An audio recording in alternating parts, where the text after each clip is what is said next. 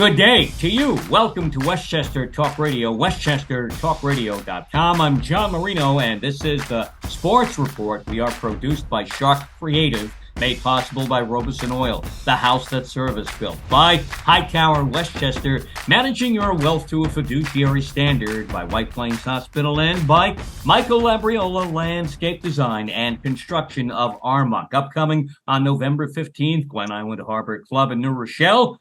It'll be the 2023 Westchester Sports Hall-of-Fame inductees, and a group of 5 are going in this year. Among them, lady we spoke to a few weeks back, Margaret Muggsy Frena, a women's basketball pioneer, especially as an official throughout Section 1, Westchester County and the Hudson Valley. Also, too, as part of that class of 2023 will be Allie Marpet. Allie Marpet was an esteemed two-way football lineman at Hastings High School. He got to the NFL, played for a number of years with the Tampa Bay Buccaneers, and he capped off his career by winning a Super Bowl with Tom Brady 3 years ago. Also one of the all-time great running backs in New York State history from Harrison High, Sammy Maldonado. Sammy went on to play college football at Ohio State and at Maryland. Bobby Cimino, the longtime boys varsity basketball coach at Mount Vernon High School. Mount Vernon High has won 12 boys championships, the most in New York State history, many of them under the guise of Bobby Cimino. And also, too, as part of the esteemed class of 23 is Jim Turnbull. Jim Turnbull has been a pioneer in the sport of lacrosse. He is the man who instituted lacrosse at Yorktown High School back in the mid-1960s. We know Yorktown for decades has been a lacrosse powerhouse, and the Northeast is the powerhouse of the sport of lacrosse across this country for decades. Jim Turnbull, welcome to Westchester Talk Radio, the Sports Report, and congratulations on your selection to the Hall of Fame 2023. I'm glad to be here. Jim, tell us about how it all began for you. Where were you born and raised? Well, I grew up on Long Island. I went to Hempstead High School in Hempstead, and after that went on to college at Hamilton College in Clinton, New York, upstate. Were you a lacrosse player at Hempstead High School and at Hamilton? No. Well, the way it worked, my first introduction was I lived about a mile from Hofstra University, or Hofstra College at that time. Right by Hempstead Turnpike. Yeah, that's right. And they had lacrosse, and I went over there and watched it some when I was in high school. Hempstead did not have a team, and I really enjoyed it and liked it and was hoping I get a chance to play someday. Of course, Hempstead ended up starting lacrosse the year after I graduated. And I went on to Hamilton, and fortunately, most of the people there who played lacrosse hadn't played till they got there, like me, and I never had a stick in my hands till I was, 19 or 18. Now, funny you said you are from Long Island. Long Island was, before Westchester and the Hudson Valley, the lacrosse hotbed around the tri-state area and in this country, too. Jim Brown, many people may not know, was an even better lacrosse player at Manhasset High School than he was a football player in high school, college, or the NFL. I remember back in the mid-'80s at the radio station I worked at on Long Island in Southampton at that time, and I had slept over to do the morning show either on a Friday or a Saturday night, and about 6 a.m. when the sun came up on Saturday or Sunday morning, the following morning, camped outside my front door. They made a stop for a break on the way to their game, wherever they were playing that day, was the Southampton College lacrosse team right at my front door. Right after that, I came to Westchester and I had learned about lacrosse on the island in the 80s. I grew up in Manhattan. There was no lacrosse where I grew up in Manhattan at that time. But I got into the sport, and I saw it all as a combination, all the different traits and aspects of, you can put them all together, of baseball, football, basketball, hockey, and maybe a little soccer in there too. All the other major sports wrapped up into one, and that's lacrosse to me. So I come to Westchester in the late 80s, and of course we have lacrosse at that time. Really, the strength of lacrosse at that time was, and it was looked at as an above 287 sport. The schools below 287, they played it, but they were not really devoted to it at that time. You go above 287, you had the Valhallas, you had the Yorktowns with you had Lakeland, you had Somers, you had John Jay East Fishkill up in Dutchess County. You had John Jay Cross River in Westchester, Mahopac High School, Brewster High School, so many others above 287 in Section 1 and throughout the Hudson Valley. So you go to Hamilton College, you play lacrosse there. What do you do after that? Well, I thought I was going to be a lawyer, and I went to Columbia for a while and decided I didn't want to be a lawyer, that I wanted to be a high school social studies teacher and a lacrosse coach. So when you told those around you, I really don't want to be a lawyer, I'd rather be a lacrosse coach, what did they say? Well, a couple of the friends I had there in law school had been lacrosse players, and they kind of agreed with me. Wow. Mm-hmm. So you knew right then you were taking the right path. Yeah, I have no regrets that I left law school, and been quite happy being a social studies teacher and a lacrosse coach for many years. Where did you get your first coaching job? Well, I started teaching at Baldwin High School on Long Island, and they had lacrosse, but they also had coaches and didn't need me. So after 2 years, I went to Yorktown because my wife was teaching at Fox Lane at the time. And we just fell into the situation where the principal at Yorktown, Cal Schlick, was a Johns Hopkins graduate, which was the center of lacrosse. He wasn't a player there, but he knew the game, and he wanted to start a team. And I wanted to coach one, and we started, and it worked out pretty well. So he came from one of the top collegiate lacrosse programs in this country back then and today, too. Do want to point out, I think you coached at Baldwin High a few years before Taylor Dane attended Baldwin High, right? Leslie Wonderman, who grew up in Freeport and Baldwin, and then attended Baldwin High School a few years later. Of course, she became a great singing star in the late 80s and early and mid 90s, and she's back out there again. She did a concert a few weeks ago, matter of fact, in Farmingville, opened up for Pat Benatar. So you got that Baldwin High School connection. You go up to Yorktown in the mid 1960s. This was 1965, correct? Yeah, we started a club with 15 boys, no seniors. We didn't want seniors. And, we had to introduce them to the sticks and everything else. We had one boy who had moved from Maryland up to Yorktown, and he at least knew a little bit about lacrosse. And the other kids knew nothing. And so we were a club team the first year. And then in 66, we became a varsity team at Yorktown. I know people who, through the years, gave up baseball, gave up softball because they did not want to wreck their golf swing, or so they said. Did you have to teach these kids that it's not a baseball swing with the stick and it's not a hockey type shooting style lacrosse? It's somewhere, I guess, in between the two. Well, they knew nothing about it, so they were quite willing to do what I said. What is the hardest thing to learn in lacrosse? To me, it looks like learning how to make that catch. Just make that catch on the move and go. To me, that looks to be the toughest thing. And people I talk to say, yeah, I learned how to do that 3 years old. Well, I would agree with that. And if you watch the professional league now, the Premier Lacrosse League, which is on every weekend in the summer, they've developed their skills pretty far from what we had in 1965. What's the first skill you taught? Well, you got to learn how to catch and throw, and to pick up a ground ball off the field. And it's basically catching and throwing, and that's what it's all about.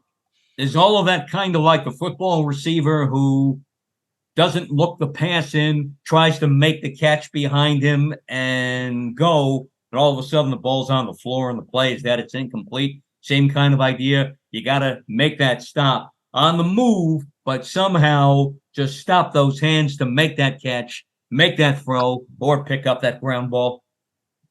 Yeah, that's it. That's the basic things, and it does combine the hockey aspect, of changing people on lines like they do in hockey, and a lot of the plays and stuff are basketball oriented because you have picks and cuts and all of that sort of stuff. And of course, running like there is in soccer, then you are allowed to hit people to some extent in the game, although that's changed quite a bit in the last couple of years for safety reasons and the idea of concussions and all of that type of stuff. They've tried to take some of the violence out of the game. I do lots of lacrosse public address at various high schools around the tri-state area, mostly in Westchester and the Hudson Valley. I noticed this season, and we had a number of changes, obviously, in the rules throughout the pandemic as things loosened up later in this season. To me, it looked like we were getting back to a lot more of the physicality that we would see before, and maybe it has to be reined in again a little bit to some extent, and yet we have to understand, like I tell kids who are thinking about lacrosse, remember, it's not just catch, throw, pick up ground balls, and hey, I scored a goal. It's a physical sport, and you have to find a way to be physical in that sport without going overboard. At least that's the way I look at the physicality of this sport. Talk about the development of the program at Yorktown through the years under you and all the things you accomplished, which were many. Well, as I say, we started with a official sport from the school in 1966. We got a lacrosse league started in 67 with just 6 schools, a couple of the private schools that were around, Peekskill Military Academy, which no longer exists, New York Military across the river, and Scarsdale had a recreation program out of the high school. In fact, Frank Rathke there really had the first teams in Westchester, but they weren't officially sanctioned by the school for a couple of years. And we picked up a couple of schools over in Rockland, and we had a thing called the Hudson Valley League for 5 or 6 years, which we did win every year. But section became recognized by the state after we got 6 public high schools in the program. And that was, I believe, 72 was the first sectional title, because Mamaroneck was in, Suffern, Rye, Scarsdale, Yorktown, and somebody else that I'm not thinking of right now. And then it grew from there to now, I believe, basically every high school in Section 1, with the exception maybe of the Yonkers schools and of Mount Vernon, pretty much have teams. Yeah, some of the Yonkers schools have teams now, which is thing to see. To one team for the city. Mm-hmm. And Mamaroneck, over the last 10, 15 years, Mamaroneck, Larchmont, the community has gotten together to put a lacrosse league together, and that's really helped with Mamaroneck's development. I know, like, after the 70s and into the 80s, like I said, it became kind of looked at as an above 287 sport. But then later on, probably in the late 90s, early 2000s, you saw White Plains dedicate a lot to lacrosse. You saw Scarsdale, funny, they were one of the early ones. Harrison High School, also too, again, Mamaroneck. And you had Bronxville. They've been a power for a long time in the southern part of the county. I've seen Tuckahoe grow their lacrosse program, especially on the girls' side, the past few years. So it was kind of a hit and miss thing in the early days, I guess. And like you pointed out now, it is something that every school basically does throughout Section 1 and throughout Westchester and the Hudson Valley. How many championships did you win?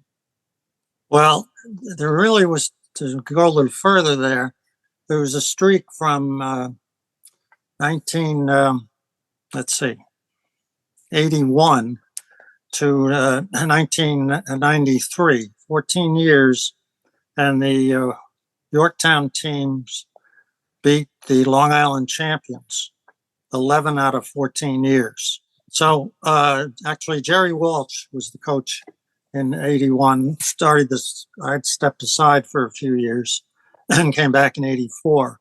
But from 81 to 93, that's the period when Yorktown was in, all 11. If you beat Long Island, that was a semifinal. So 11 out of 14 years, Yorktown was in the finals.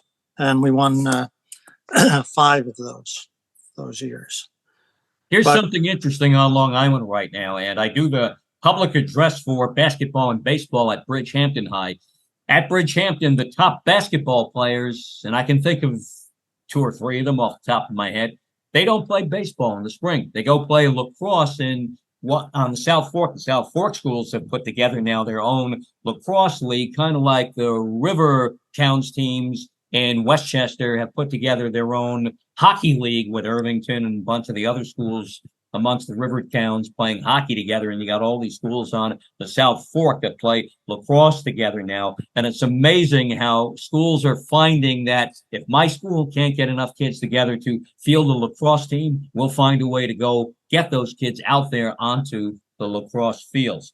You won all these championships locally at the club level, at the league level, at the Section 1 level. You also, the Yorktown Huskers were a terror when it came to New York State Public High School championship time in the spring. You guys were basically like Bobby Cimino's Mount Vernon boys basketball squad when it came to state championships in boys lacrosse.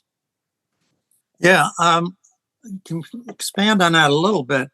Between in the time period I was talking about in the 80s and early 90s, was the town of Yorktown had an amazing streak of athletes. This is also have to include Lakeland High School and Panis High School, because there was the one year in 91 where Yorktown and Lakeland were both in the state finals, all from the one town, because they were an A school and we were a B school.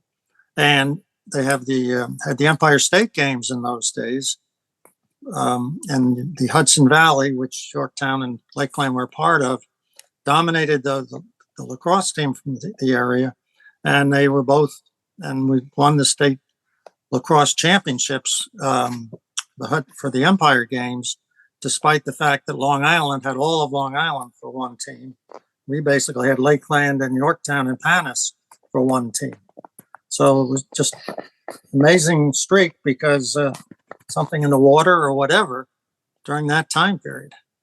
And Long Island against Westchester in the Hudson Valley is still the big thing nowadays in lacrosse, especially when it comes to state tournament time. You see more and more games during the season where an island team might play a Section 1, a Hudson Valley team, for example, and come to the Hudson Valley, and vice versa early on in the season before you get into league action. The island has all those great lacrosse schools that we could sit here all day and talk about, like a Westbury, a Farmingdale, and Massapequa, for example, places Bethpage, places like that, and Ward Melville also, too. Great high school for lacrosse amongst many others on Long Island. What's the root of this rivalry between the Hudson Valley and Long Island? Is it simply the proximity that we are all from the same basic general TV and radio market area? Well, I guess so, but I always tried to play the best teams we could. So we would play the top teams in Connecticut, like Wilton and Darien and New Canaan. And then on the island, I started out with Hempstead because that's where I went to high school. But we did start playing Ward Melville, who was one of the top 3 or 4 teams in the state. And they're a much bigger school. They had over 3,000 kids back in those days. They're a huge school. But they're also very good in lacrosse. And we've been a tradition through the years to play them. Now, since I've left, Yorktown has picked up games with Chaminade and St. Anthony's, the 2 best Catholic school teams and 2 best teams, period, in the state and in the country. And not with great success, but they, can compete with the best that there is. I'm John Marino. This is Weschester Talk Radio, westchestertalkradio.com. This is the Sports Report coming up November 15th. Glen Island Harbor Club in New Rochelle will induct the class of 2023 into the Westchester Sports Hall-of-Fame, an esteemed group of 5 all-time Westchester sports greats being enshrined into immortality that night. Among them, legendary Yorktown High School lacrosse coach Jim Turnbull. Jim, you had a number of great players, legendary players, come through your system through the years. A year ago, Rick Beardsley, one of your top opponents through the years over at Lakeland High School, was inducted into the Hall of Fame. Now we have a Yorktown guy going in that's sure. I'm sure many more through the years will have lacrosse people now getting into the Hall of Fame. The way has been paved by the Rick Beardsleys and Jim Turnbulls of the world. Who are some of the standout players that you had the opportunity to coach? Well, we have a couple of players who went into the National Lacrosse Hall of Fame. Tim Nelson, who was in Tackman at Syracuse back in the 80s. And then Roy Colsey and Dom Finn, who were midfielders back in 90 and 91, went on to Syracuse, were All-Americans there. They were midfielders of the year for the country. And they've gone into the National Lacrosse Hall of Fame. And there are lots of other people. Brian Carcaterra, who was a goalie, went to Hopkins. Again, was the goalie of the year nationally. And, well, there are lots of other ones. I could mention we had a slight problem with the fact that we lived in Mayapack, and my son played lacrosse at Mayapack, and let's just say there was some competitive juices flowing in the games with Mayapack. Yeah, I can imagine when the two of you would have gone head-to-head what that might have been like. Did you talk to each other around the house on game day before the game? Well, there was a lot of talking going on. And one of Merrill's buddies would talk a great deal. We don't have to go into that in detail, but the games were very competitive. And the one regret that I have is the last year that I coached at Yorktown was 93. My son was a senior that year in Mayapack, and they were a very good team. And unfortunately, their goalie broke his collarbone in the state quarterfinals and didn't get to play. And then they still won the next round, but they didn't get to the finals. And it would have been nice to go out with us each winning a state championship. And they would have won the state championship if they'd had the goalie, because they had also a very good team with 5 or 6 eventual Division I players.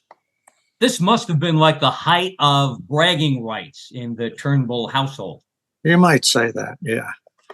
Who came out on top in the end? Or was it a draw? Of course, Yorktown won more than they did, but I don't want to go into that any further because we can still talk about it. Let's put it that way. I could imagine. You'll talk about it till the end of time, I guess. Yes, that's true.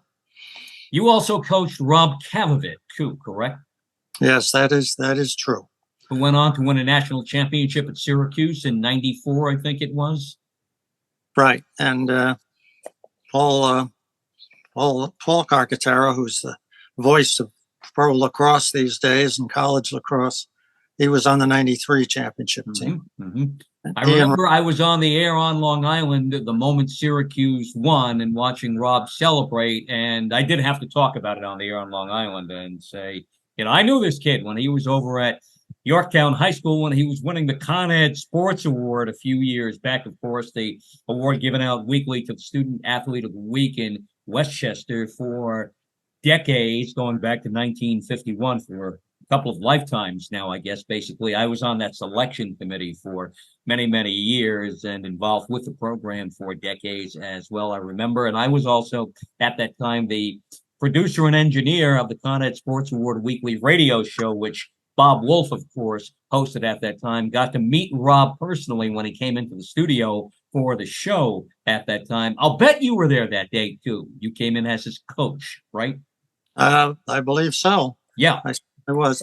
There's one other thing I have to mention unique about Yorktown's program is that the first year when we started the team, we've been going for about a month of practice, and one of the students I had in class had talked to this elderly gentleman. At least I thought he was elderly then. He was in his 50s.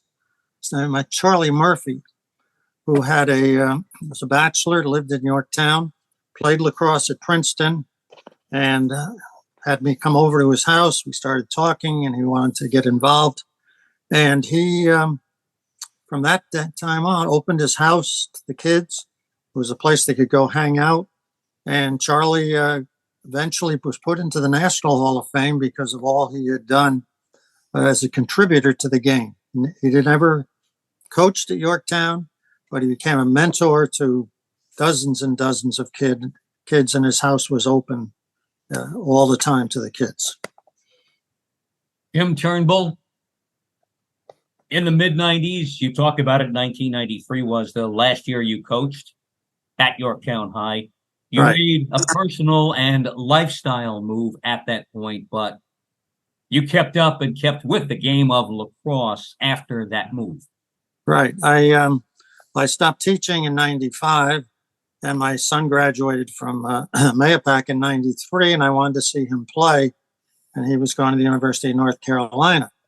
So I stopped coaching, and after I retired, my wife and I decided to go down to North Carolina in the wintertime, January till May, which just happened to be the lacrosse season. And I started coaching in high school down there as an assistant, and did that until 2 years ago. So I put in like 25 years at different high schools down there. The 2 years, I coached 2 years as a voluntary assistant at Carolina, my son's senior year and the year after.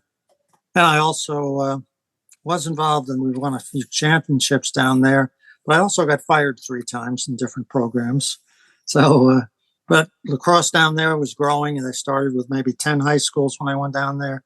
And now they have 100, 150 schools. Yeah, I was going to ask you that. I know you went down there at a time when lacrosse was not the big thing in the South. It is much more advanced and developed down there in that region of the country, thanks to people like you. How did they look at you, this New Yorker coming in with this lacrosse pedigree from the legendary lacrosse school, Yorktown High School? How did they look at you immediately down there in the mid-1990s down in North Carolina when you Well, the teams that I coached, I believe all of them had Long Islanders as their coach. The first gentleman I coached with, Chip Mayer, who played at Carolina, he was a Ward Melville guy. Yeah. And then another guy, Greg Paradine, who's now coaching at Lenore Rhine College. In fact, they won the national championship this past year in Division II. He was from Freeport, and I coached at Catholic high school down there, Cardinal Gibbons. And Mike Curatola, the head coach, was from Levittown. So they all went to North Carolina. Yeah, it all worked out. Yeah, all legendary guys from Long Island. And you hear about, I've been told a number of times in the last 15 years or so, you got to come to North Carolina and just look around down there. I'll take you to like these small communities filled with mostly people from Long Island who've gone down to North Carolina. And that includes a number of the lacrosse coaches from the island too. So what do you do now after your coaching career wrapped up in North Carolina a couple of years ago? Well, still go down there. Well, the last 2 years now, we're still going down there. And of course, Duke and Carolina are right there. So I go to all their games, including the women's game, because they're both very good in the women's side. And I have to mention again, going back to Yorktown, that Yorktown women's program has won state championships too. And that pretty much keeps me busy, and plus exercising and whatever. Now that I'm retired, I guess you could call it. Yeah, girls lacrosse at the high school level, women's lacrosse at the college level is basically just as big now as boys and men's lacrosse is too. And we could sit here all day and talk about all the great teams through the years in Westchester and the Hudson Valley. Yorktown at the top of the list there on the women's side too, the girls' side too, and the way things are now. And with the lacrosse that I have the opportunity to be present for, working public address throughout the tri-state area, especially the Hudson Valley. About half of what I do is girls lacrosse, and it's really interesting to see the development of the game on the girls and the women's side. Jim Turnbull, you will be inducted into the Westchester Sports Hall-of-Fame November 15th, Glen Island Harbor Club in New Rochelle, class of 5 going in. Congratulations to you. We'll see you on that night of November 15th. All the best. All right. Thank you very much. Hey, thank you for being with us here on Weschester Talk Radio. Jim Turnbull, legendary Yorktown High School lacrosse coach, being inducted with a group of 5 into the Westchester Sports Hall of Fame, November 15th. Again, at the Glen Island Harbor Club in New Rochelle. For ticket information, contact Kevin Cook at the Westchester County Department of Parks, Recreation, and Conservation at KDE, make that KDC2, that's KDC2 at westchestergov.com. I'm John Marino. This is the Sports Report, Weschester Talk Radio, produced by Sharc Creative, made possible by Robeson Oil, the house that service built, by Hightower Westchester, managing your wealth to a fiduciary standard, by White Plains Hospital, and by Michael Labriola Landscape Design and Construction of Armonk. Catch all of our Westchester, Rockland, Putnam, and Dutchess, Orange, and Fairfield County Talk Radio programming on our YouTube channel, Sharc Creative YouTube. Download our app. Take it with you 24/7, 365, everywhere and anywhere you go. It's called Westchester Talk. And yes, we are now on Apple Podcasts too.